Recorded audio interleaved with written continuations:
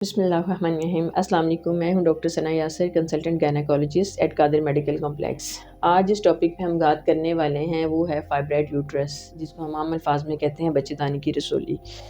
اب یہ جو فائبرائڈ یوٹرس ہوتی ہے یہ ایک بینائن ڈیزیز ہے، یہ کوئی خطرناک بیماری نہیں ہے کہ جس میں کوئی خدا نخواستہ کینسر وغیرہ کا خدشہ ہو، لیکن اس کا ٹریٹمنٹ اب بہت ساری چیزوں پہ ڈیپینڈ کرتا ہے اور پیشنٹ کی ایج پہ ڈیپینڈ کرتا ہے۔ اب بہت سارے پیشنٹ ہیں، ان کو انسیڈنٹل فائنڈنگ کو الٹراساؤنڈ کرواتے ہیں تو ان کو پتہ چلتا ہے کہ ان کی بچہ دانی میں رسولی ہے، اور بہت سارے ہمارے پاس اوبیسلی نان اسپیشلائزڈ ڈاکٹرز بھی ہوتے ہیں یا ایسے ڈاکٹرز جو اس فیلڈ سے بلانگ نہیں کرتے، تو وہ فوراً سے اس پیشنٹ کو مشورہ دیتے ہیں کہ اس کا آپریشن کروا لیں، یا تو آپ اس رسولی کو نکلوائیں یا بچہ دانی کو نکلوا لیں۔ تو یہ فائبرائڈ یوٹرس ایک ایسا پرابلم ہے جس کا حتمی فیصلہ آپ کسی بھی صورت میں نہیں کہہ سکتے۔ یہ ڈیپینڈ کرتا ہے کہ پیشنٹ کی ایج کیا ہے، اس کی سمٹمز کیا ہیں، اس کی یوٹرس کنزرویشن کی جو ہے وہ کیا ریکوائرمنٹس ہیں۔ اگر جیسے کہ مثال کے طور پر ایک پیشنٹ آتی ہے، ینگ پیشنٹ ہے یا ابھی نلی پیرس یعنی اس نے کوئی بھی بچہ پیدا نہیں کیا، تو ایسے پیشنٹ میں آپ نے ڈیپینڈ کرتا ہے کہ وہ جو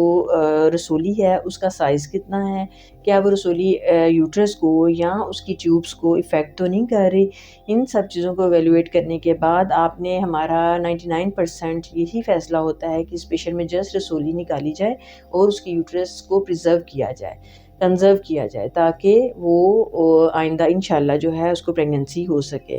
اور کچھ پیشنٹ ہمارے پاس ایسے آتے ہیں، اگر ایک بہت 40 to 50 کی رینج میں پیشنٹ ہے، اب اس کا اگر فائبرائڈ کوئی بھی پرابلم نہیں کر رہا، انسیڈنٹل فائنڈنگ ہے، تو اس کو آپ نے کچھ بھی نہیں کرنا۔ اگر کوئی بھی اس کو نہ تو بلیڈنگ زیادہ کر رہا ہے، نہ وہ زیادہ کوئی پریشر سمٹم دے رہا ہے کہ اس کو یورین یا اسٹول پاس کرتے ہوئے کوئی مسئلہ ہوتا ہے، تو پھر تو ایسے پیشنٹ کو آپ کاؤنسلنگ بھی کر سکتے ہیں کہ with the age near to 50 جو ہوتا ہے یہ، کیونکہ یہ ہارمونل ڈیپینڈنٹ ٹیومر ہوتا ہے، تو اس کی جو ہے جیسے ہی یہ ہارمونز ایج کے ساتھ کم ہونا شروع ہوں گے تو یہ ٹیومر خود بخود ختم ہو جائے گا، بینائن ٹیومر ہے یہ۔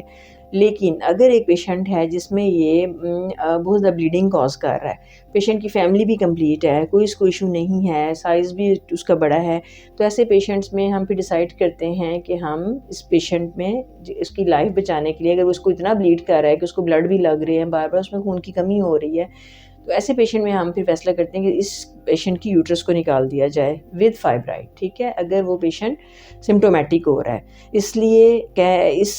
ٹاپک پہ بات کرنے کا مقصد یہ تھا کہ ہر فائبرائڈ کو آپ نے نکالنا نہیں ہوتا، ڈیپینڈ کرتا ہے پیشنٹ کی سمٹم پہ اور یوٹرس کنزرویشن جو ہے اس کی ریکوائرمنٹ پہ۔ Thank you.